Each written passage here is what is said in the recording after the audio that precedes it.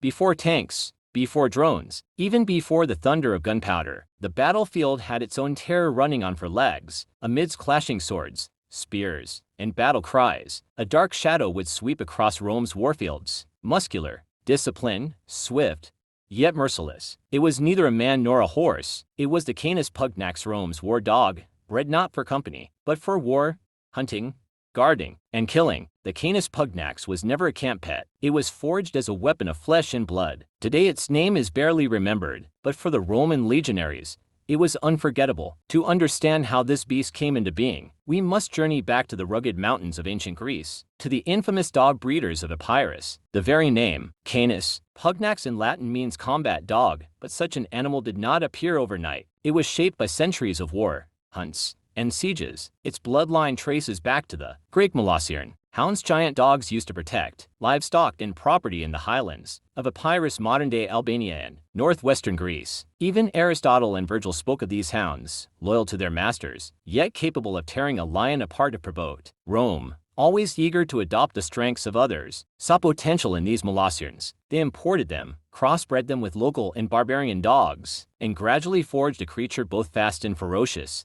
The goal? To create the perfect war dog, large but agile, powerful yet obedient. Thus, the Canis pugnax was born standing about 60 centimeters tall, weighing 40 to 50 kilograms, with dark fur that concealed it in night raids, a deep growl that chilled the bone, and instincts tuned for battle. By the 2nd century BC, Rome's bloody spectacles had grown beyond simple gladiator duels. Now they staged entire dramas of violence, and war dogs became part of this grim theater. Trained to ignore pain, to strike at the scent of blood, the Canis pugnax entered the arena not as an entertainer but as an executioner. They were unleashed upon condemned criminals, defenseless captives, and even exotic beasts, lions, bears, and monstrous boars, starved for days to heighten aggression. Once their chains were released, the crowds roared as chaos erupted. Some dogs became so infamous, they were given names and cheered like four-legged gladiators.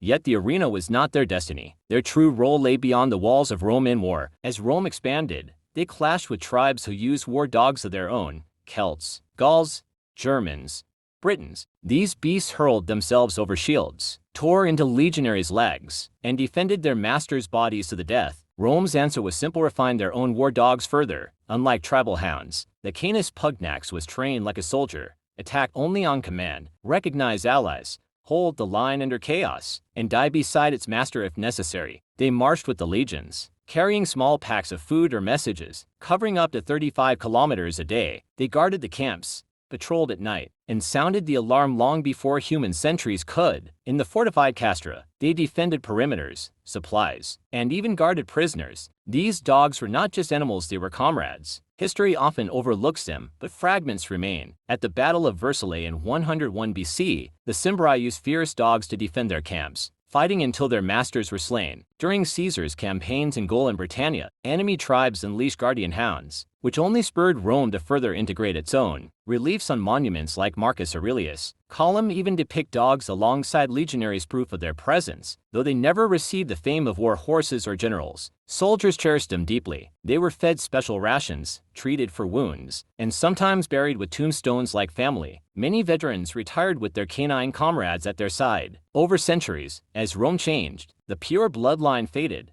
mixed with other breeds or lost to new styles of warfare. Yet echoes of the Canis pugnax survive in modern breeds like the Neapolitan Mastiff, carrying fragments of that ancient warrior spirit. So, now that you know their story, doesn't the Canis pugnax deserve a place of honor among Rome's greatest heroes?